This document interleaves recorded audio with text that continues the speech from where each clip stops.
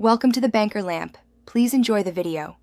In this video, I will show how to replace a Miata starter. First, prioritize safety by disconnecting the negative battery terminal to prevent electrical shorts. Next, gather your tools, including a 10 mm and 14 mm wrench, a ratchet with extensions, and a universal joint. Safely lift your Miata using a jack and secure it firmly on jack stands before working underneath. This preparation ensures a smooth and safe replacement process. The starter motor is typically found on the passenger side of the engine, mounted near the transmission bell housing. You'll need to carefully remove the 10 mm nut that secures the main power cable to the starter. After that, disconnect the smaller wire, which connects to the solenoid. Take your time with these connections to avoid damaging any components or wiring.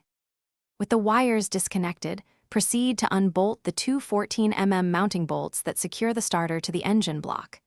These can be a bit tight, so use appropriate leverage.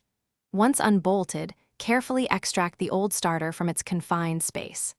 Then, position the new starter, reattach the mounting bolts, and reconnect both the main power and solenoid wires firmly. After installing the new starter, carefully reconnect the negative battery terminal.